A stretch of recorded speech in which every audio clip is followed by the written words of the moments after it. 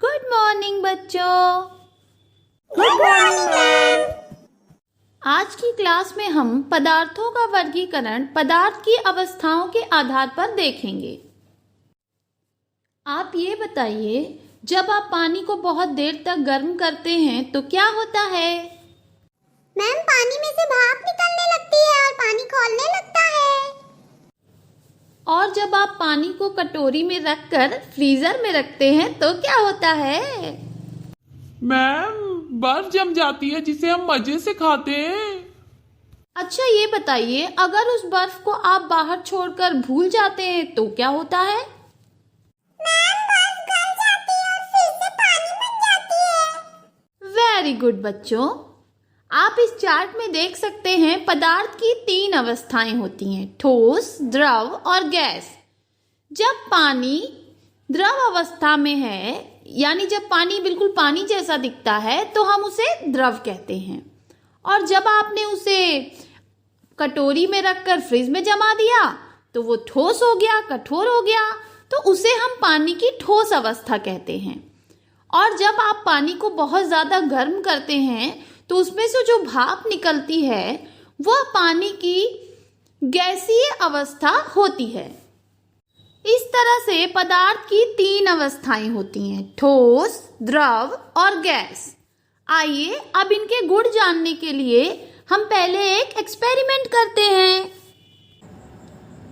इस प्रयोग में हम पदार्थ की तीनों अवस्थाएं, ठोस, द्रव और गैस के कुछ उदाहरण देखेंगे और उनके गुणों के बारे में प्रयोग के द्वारा समझेंगे।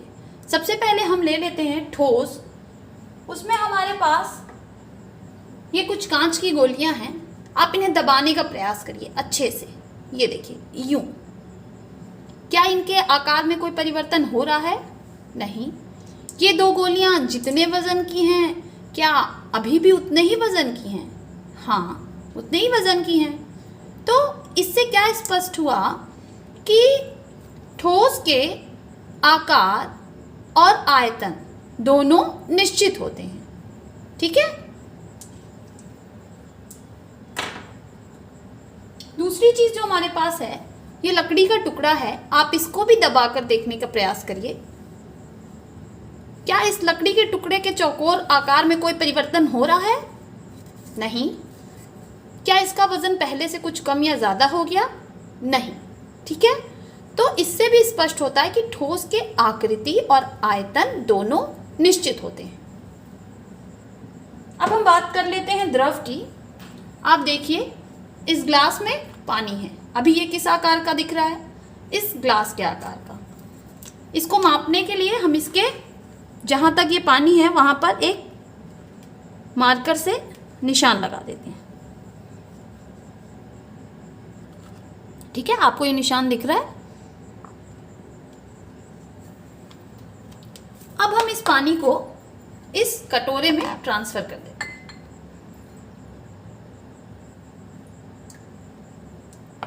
अब ये पानी किसके आकार का हो गया? कटोरे के आकार का। यानी द्रव का आकार बदल जाता है। ठीक है। लेकिन बात करें इसके भार की या इसके आयतन की, तो वापस जब हम इसको ग्लास में डालते हैं तो हम देखेंगे कि ये पानी अभी भी उसी निशान तक है। यानी इसके आयतन में कोई परिवर्तन। हम जिस अवस्था के बारे में देखने जा रहे हैं वह है गैसीय अवस्था। ठीक है। इसके एग्जाम्पल के लिए हमने कुछ अगरबत्तियां ली हैं। अब हम इसे पहले जलाते हैं।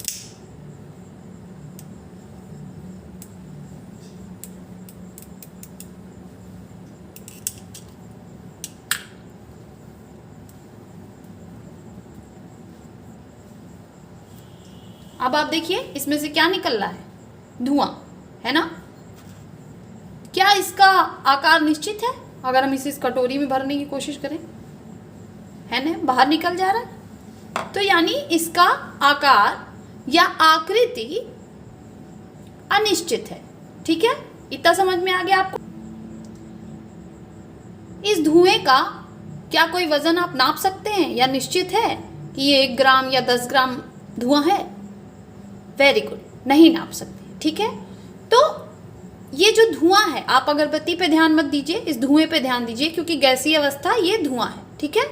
इसका ना तो आकृति निश्चित है और ना ही आयतन निश्चित है, यानी हम कह सकते हैं कि गैसीय अवस्था की आकृति और आयतन दोनों अनिश्चित होता है। आपने इस प्रयोग से क्या समझा? सीमा, आप ठोस के बारे में कुछ बताएंगी? मैम, ठोस कठोर होता है और इसकी आकृति और आयतन दोनों निश्चित होते हैं। वेरी गुड सीमा। सूरज, आप द्रव के बारे में कुछ बताइए। द्रव जैसे पानी या दूध, इसकी आकृति अनिश्चित होती है परंतु आयतन निश्चित होता है। बहुत अच्छे। गैस के बारे में कौन बताएगा? मैम, इसकी तो आकृति और आयतन दोनों ही अनिश्चित होते हैं। आइए हम समझते हैं कि ऐसा क्यों होता है। आप इस चार्ट में देख सकते हैं, ठोस के जो अणु हैं ये बहुत पास पास हैं और इनके बीच में आकर्षण बल यानी कि एक दूसरे को पकड़ के रखने की शक्ति बहुत ज्यादा होती है।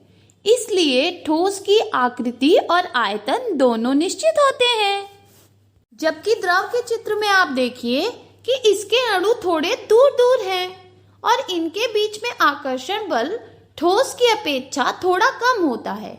इसीलिए इनकी आयतन तो निश्चित होता है लेकिन आकार अनिश्चित होता है। गैस के चित्र की तरफ देखिए, इसके अणु तो बहुत दूर दूर हैं और इनके बीच में आकर्षण बल बहुत ही कम यानी एकदम नगण्य होता है। इसीलिए ना तो इसकी आकृति निश्चित होती है और ना ही इसका आयतन निश्चित होता है। मैम, ये अणु क्या होता है? बहुत ही अच्छा प्रश्न है सूरज।